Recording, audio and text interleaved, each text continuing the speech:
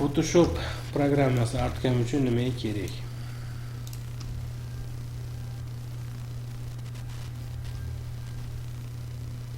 Okey. O bitta agar nimadir xato qilib o'tib ketsangiz, keyingi qilgan ishlaringiz o'xshamay qoladi. Birinchi qilinadigan ish, agar bu yerda nimadir kesib olmoqchi bo'lsak yoki o'zi qolishi uchun nimadir qilmoqchi bo'lsak, fon bilan ishlamaymiz. Fon bilan ishlaydigan bo'lsangiz, misol uchun fon nima qiladi? Mana shu hoji 70 deb qo'yibdi. Shu hoji 70 degan yozuvni o'chirib olmoqchiman. Hozir sloy bilan ishlab ko'ramiz. Mana hojini o'chiraman-da. Delete qilaman. Nima bo'ldi? Hoji o'chib ketdi, to'g'rimi? Endi fon bilan o'chirib ko'raman, nima bo'ladi. Chunki nomini o'zgartirishim uchun bu xalaqit beryapti. Delete bosamiz, учетный содержимое, Ctrl D. Nima bo'ldi? Demak, fon bilan umuman dizaynerlar boshqa nimalar ishlaydi. Biz kesib olishimiz uchun biz fon bilan ishlamaymiz. Biz sloy bilan ishlaymiz. Ya'ni kesib olishimiz uchun. Hop, sloyga eski Photoshoplarda 2 marta bosib turib, sloy OK bossangiz, mana sloy bo'lib qoladi. Hozir yangi vipuskalarda, yangi versiyalar. Qulib bitta bossangiz bo'ldi. Fon sloyga aylanadi. Demak, endi biz rasmni kesib olish huquqiga ega bo'lamiz, ya'ni. Tushundingizmi? Ctrl V. Xo'p, yana bitta yo'li. Rasmdan kopiya olamizda, ya'ni izobrazeniyaning ichida sozdать duplikat degan narsa bor. Duplikat qilamizda kopiya. Mana ikkita bo'lib qoldi bu. O'sha ikkinchi rasmni polni Ctrl A ni bosib turib, belgilab turib o'chirib yuboramiz, delete. Hop, uzuk chiziq hamisha xalaqit beradi. Ctrl D bilan uzuk chiziqni yo'qotib yuborishimiz kerak. Va bu joyimizga razmer berib olamiz.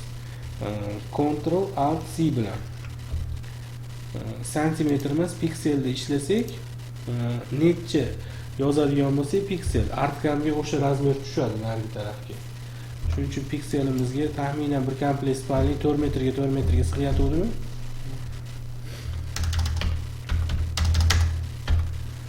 Okey. Mana maydon 4 metrga 4 metr bo'lib ochildi piksel. Xo'p. Endi bunga o'tamizda biron narsani kesib olamiz. Kesib olishimiz uchun buni bosasiz yoki P ni bossangiz bo'ldi, pero. Chiqadi. Alt bilan Ctrl da yaqinlashtirasiz yoki Alt o'zida. Boshqa tarafga surishimiz uchun probelni bosib olamiz.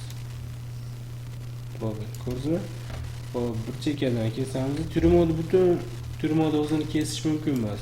Yoki to'g'rilayotganimizda keyin ancha xalaqit beradi. Faqat kerakli joyini kesib olamizda, to'g'ri joyini.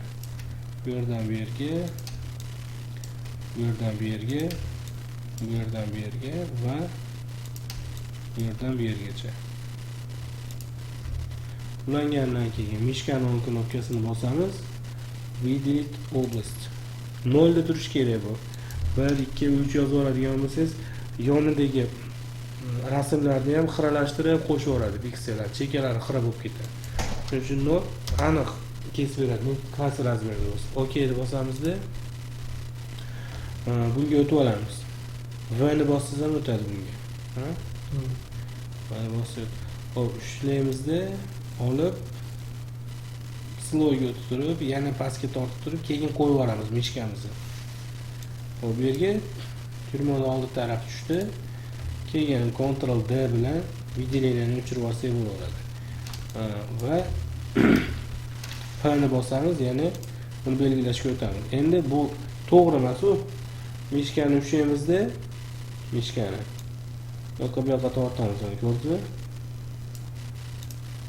Ya'ni tash artganni singari chizib ketsa bo'laveradi. Mishkani ushlaymiz, tortamiz, qarang, ko'rdingizmi? Bu yergacha qilamiz, bu yergacha. Hop, bu yerdan bu yergacha va bu yerga bitta uramiz. O'stri joylarga bitta urib qo'yasiz ana. Mishkaga bitta urib o'tib ketasiz. Ana uchli singan joylar bor, o'sha joylarga. Shunaqa narsaki, hech qaysi programmada yo'q, ya'ni qayerlardir ko'rinmasa, sizga tiniqlashtirib berib yoki boshqa qilib bermaydi. O'z ozgina mehnat qilasiz, tushunmagan joylaringiz bo'lsa, kompyuter ham tushunmaydi bu narsani. Qo'shimcha gullar chizib ketishingiz mumkin o'sha joylarga. Shu yerda shunaqa bo'lishi mumkin deb turib tasavvur qilib chizasiz buni.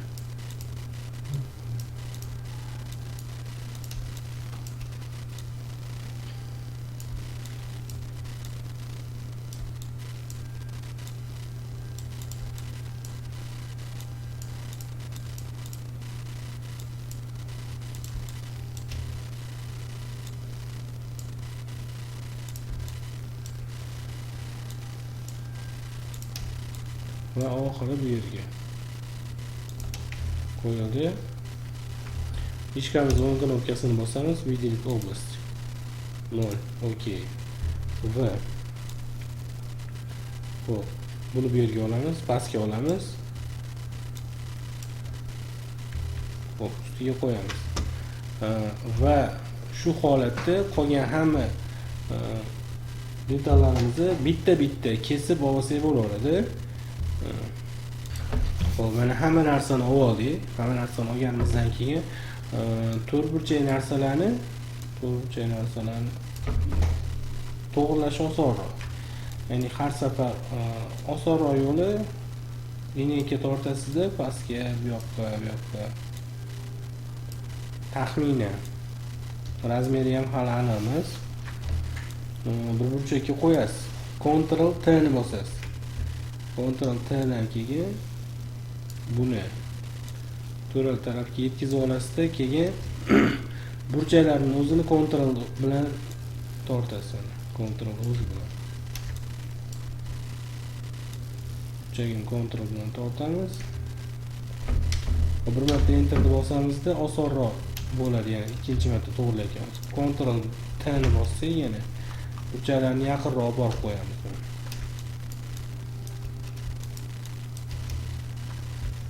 Hamma joyi hozir yaxshi. Faqat bitta ozgina pastroqqa qo'yishimiz kerak ekan. Enter bosamiz. Rasmni baribir olinganda, rasmga fotoga olinganda, foto kameraga yaqinroq tarafi tiniqroq bo'ladi. To'g'rimi? Ya'ni bu tarafi hozir kameraga yaqinroq tarafi. Yarmini bo'lib olsak, ishimiz osonroq bo'ladi. Tortmani yarmigacha qo'yib turib, delete bosamiz. Ctrl D videoleniyani o'chirib olishimiz uchun. Ctrl D. Endi buni V ga o'tib turib, ya'ni bunga Alt bilan bu yoqqa olamiz. Alt bilan. Xo'p, keyin ag'darish uchun Ctrl T ga kiramiz. Mishkani o'ng knopkasini bosasiz. Отразить по горизонталь. Bu o'ngga chapga, bu tepaga pastga. Bosamiz, Enter bosib qo'yasiz bu yerda. Keyin bir-biriga yopishtirasiz buni. Magnitlari bor, yopishadi. Xo'p, ikkalasini birga qilib qo'yish uchun, jamlash uchun, ko'rdingmi, bari chiqib ketadi.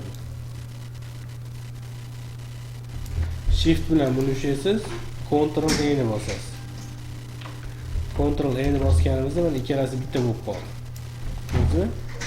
Va umumiy javon tarafi bizga qarab turibdi. Ya'ni chizganimizda ham yarmini chizib bu yoqqa ag'daradigan bo'lsa, to'g'ri kelaveradi. Xo'p, keyingisi tyurmo ramkasi. Tyurmo ramkasini to'g'irlaymiz. Xo'p, buni to'rtburchak emas. To'rtburchak bo'lmaganligi uchun buni faqat yelkalari va yonini va o'rtasiga yana bitta lineyka berishimiz kerak. Mana Ctrl T ni bosamizda Shift bilan bitta yelkasini olib chiqamiz. Ikkinchi yelkasini chiziqqa tekkizamiz mana. Tekkizib turib, mana pastini to'g'irlaymiz. Pastini va yelkasini. Hop, Enter bosamizda, bosganimizdan keyin Mana lineykani bu yerga qo'yamiz uni o'rtasiga. Demak, hozir o'rtasida turibdi. Ozgina mana tagi o'rtada turibdi, tepasi ozgina qochgan, to'g'rimi? Shuning uchun Ctrl T bilan yana ozgina bu tarafga tortib qo'ysak, Enter bosamiz uni. Bizga yaqinroq tarafi bu. Yana belgilaymiz, bunga kiramiz. Buni M deb bosganimizda ko'rinadi. O'zi ko'rinib turibdi. M deb bosing deyapti. Vizamizni yana yarmini o'chirib tashlaymiz. Delete bosamiz, Ctrl D. Hop, V ga o'tib olamiz. Alt bilan bu yoqqa olamiz. Ctrl T ni bosamiz, mishkani o'ng knopkasi, отразить по горизонтали. Enter bosamiz, bir-biriga yopishtirib turib, Shift bilan buni belgilaymiz, Ctrl E ni bosamiz. Va bularga razmer beramiz. Ya'ni lineykamiz 0 burchakdan boshlangani uchun burchakka qo'yasizda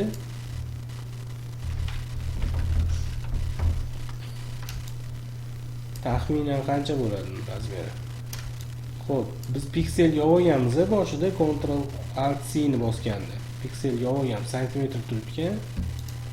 Pikselga olishimiz kerak. Okey. Va lineykamizni ham pikselga olib qo'yamiz. Mishkani o'ng knopkasini bosamiz, pikselga olib qo'yamiz. Mana 4000 ga 4000 polga chiqdi. Buni metrlash osonroq bo'ladi endi. Ya'ni turma ko'pincha Ctrl T ni bosib turib, Shift bilan olsak buzilmaydi, to'g'rimi? Burchakni olib kelamizda, bu yerda lineykaga taxminan to'g'rilaymiz buni. 1.40 bo'lsa yoki 1.5 metr bo'lsa bu yerga qo'yiladi. Balandligi 80. Enter bosamiz. Mana turmaning old oblisovkasini umumiy aniqiga to'g'rilab oldi. Razmerga. Xo'p, ramkasi ham xuddi shunaqa. Kerakli razmerlarni taxminan Ctrl T, Shift bilan tortamiz. 90 ga 75 bu yerda. Balandligini 1 metrga olib kelaylik yoki 1.10 ga. Endi buni o'ziga yo'lashga kelyapti. Enter bosamiz. Bu yerga qo'yamiz.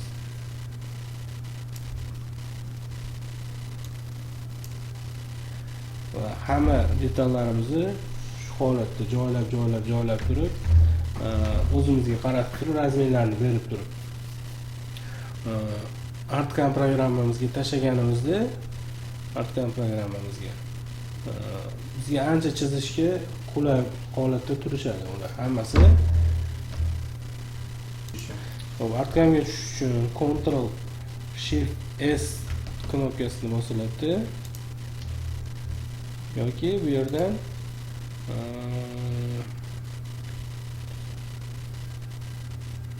сохранить как. Bu yerga yozilgan Ctrl Shift S.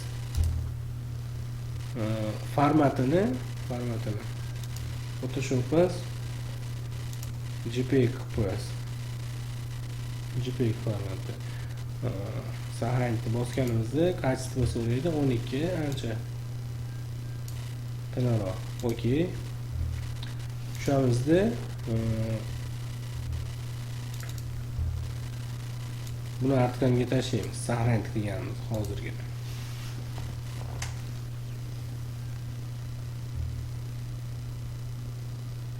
Bu tashlaganimizda razрешение so'raydi, rasmni razmerini kirganimizda. Ko'ryapsizmi? 4000 ga 4000. Okey, kirganimizda, ya'ni o'sha turmod razmerini necha qilgan bo'lsa, o'sha holatda bizga mana bu yerdan bu yergacha 80 ga 1.5 metr qilib, to'g'rimi? Keyin bosamiz 1500 800 so'zday. Ko'rdingizmi? O'sha razmer bizga kelib chiqaradi. Demak, xuddi shu holatda xohlagan mebellarimizni chizib turib, o'zimizga qaratib, razmer berib, Artcamga tashlab olsak bo'ladi. Photoshop shuning uchun yordam beradi Artcamga. Xo'p.